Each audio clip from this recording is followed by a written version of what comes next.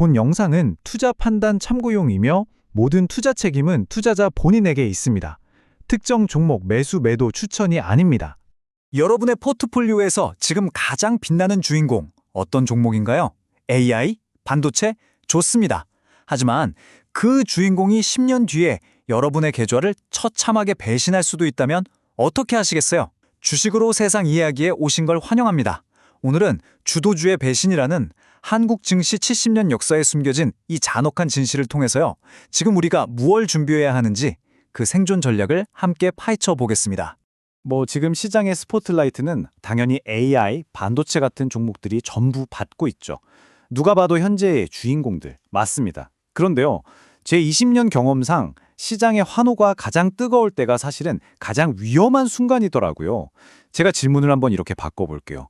과연 10년 뒤에도 이 종목들이 여전히 시장의 주인공 자리를 지키고 있을까요? 아마 이 질문에 어떻게 답하느냐가 평범한 투자자와 현명한 투자자를 가르는 가장 중요한 지점일 겁니다. 자, 마크 트웨인이 이런 말을 했죠. 역사는 똑같이 반복되진 않지만 그 운율은 놀라울 정도로 비슷하게 반복된다고요.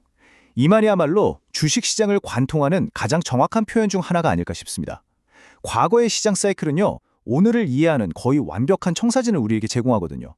오늘 우리는 그 청사진을 통해서 미래의 함정을 피하는 법을 배워볼 겁니다.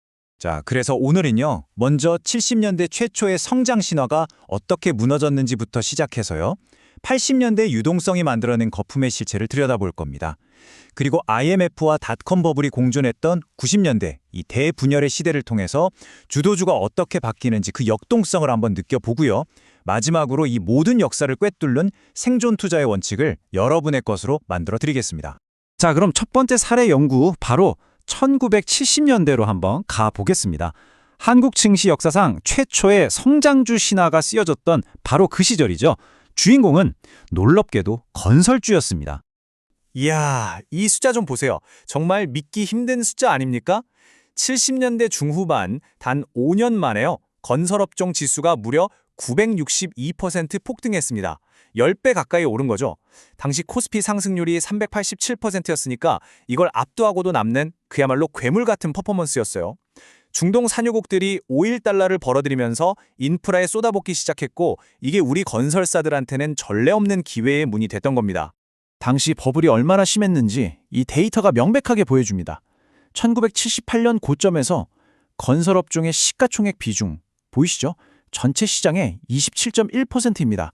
이게 어느 정도냐면요. 지금의 삼성전자 위상을 건설업종 하나가 통째로 차지하고 있었다. 이렇게 보시면 돼요. 더 놀라운 건 PE 비율, 즉 밸류에이션입니다. 시장 평균은 고작 6배였는데 건설주는 17배라는 엄청난 프리미엄을 받았어요. 한마디로 시장의 모든 돈과 관심이 건설주, 오직 여기로만 쏠렸다는 뜻이죠. 자, 이 타임라인을 한번 쭉 따라가 볼까요? 주도주의 흥망성쇠 공식이 그대로 보입니다. 1차 오일 쇼크라는 거대한 거시경제적 순풍이 불면서 붐이 시작됐고 그 열기는 광풍으로 번졌죠. 하지만 여기서 우리가 주목해야 할 결정적인 포인트가 있습니다. 바로 2차 오일 쇼크라는 역풍이 불어닥치니까 그렇게 견고해 보였던 성장 스토리가 정말 순식간에 무너져 내렸다는 사실입니다. 그 결과는 보시다시피 처참했습니다. 불과 1년 남짓한 시간 만에 지수는 마이너스 75%, 말 그대로 4분의 1 토막이 나버렸죠. 포물선을 그리면서 하늘로 치솟았던 주가는요, 결국 더 가파른 포물선을 그리면서 땅으로 곤두박질 쳤습니다.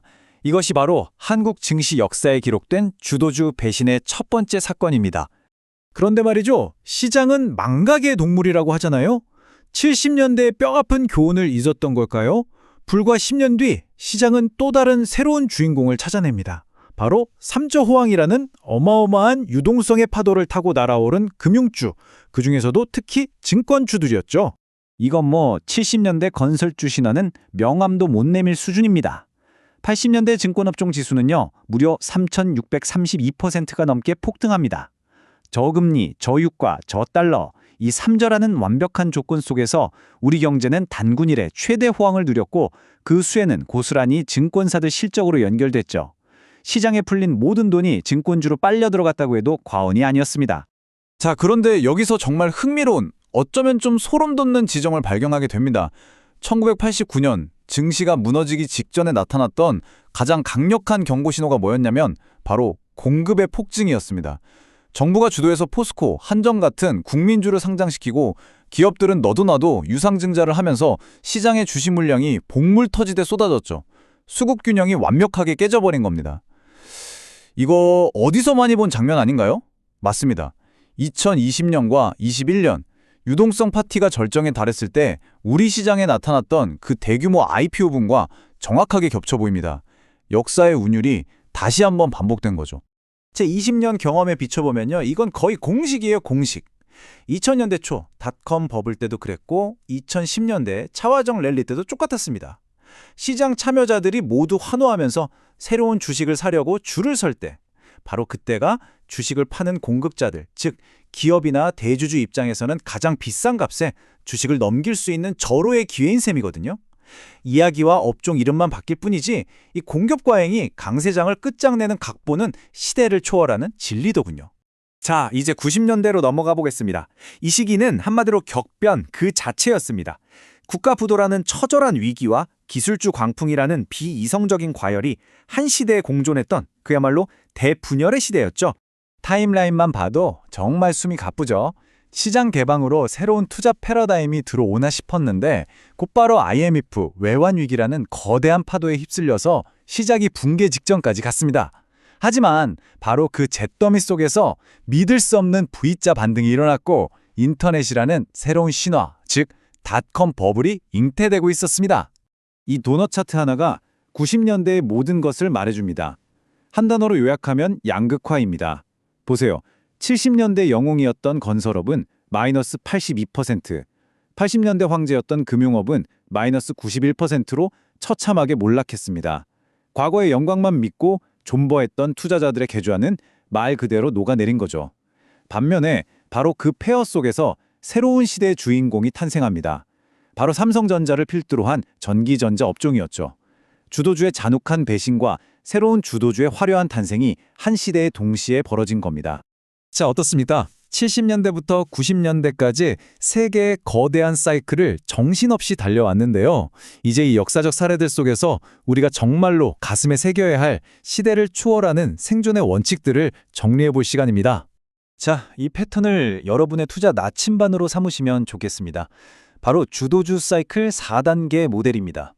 모든 주도주는 새로운 촉매제에서 시작해서 주가가 폭등하는 환희의 단계를 거칩니다. 그리고 정점에 다다랐다는 신호는 항상 이 공급 과잉으로 나타나더군요. 마지막으로 거시 환경이 바뀌면 그때부터 가차없는 배신의 단계, 즉 장기 하락이 시작되는 겁니다. 70년대 건설주도, 80년대 증권주도 모두 이 길을 똑같이 걸었고요. 그리고 지금의 주도주도 예외는 아닐 겁니다. 그럼 우리는 어떻게 해야 할까요? 복잡하게 생각할 것 없습니다. 딱 이 세 가지 생존 원칙만 기억하세요. 첫째, 겸손해야 합니다. 내가 가진 주도주가 영원할 거라는 오만을 버리고 수익이 났을 때 분할 매도할 줄 아는 용기가 필요합니다. 둘째, 경계해야 합니다. 주가를 밀어올렸던 그 순풍, 예를 들면 저금리 같은 것들이 언제 역풍으로 바뀔지 늘 살펴봐야 합니다. 셋째, 회의해야 합니다.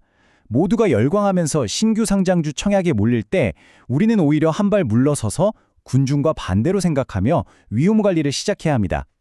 이것이야말로 잃지 않는 투자의 핵심이죠. 이 숫자 하나가 주는 교훈은 정말 뼈아픕니다. 80년대 내내 3,600%라는 경이적인 상승을 기록했던 증권업종, 그 영광의 시대가 끝난 뒤 2000년대 10년 동안의 성과는 어땠을까요?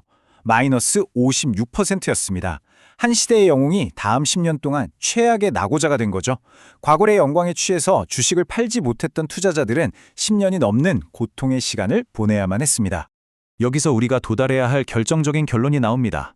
투자자의 진짜 임무는 다음 주 주도주가 뭘지 맞추는 예측이 아니라는 겁니다. 그건 신의 영역에 가깝죠. 우리의 진짜 임무는 지금의 주도주가 언젠가는 반드시 왕좌에서 내려올 거라는 이 필연적인 순환에 대비하는 것입니다.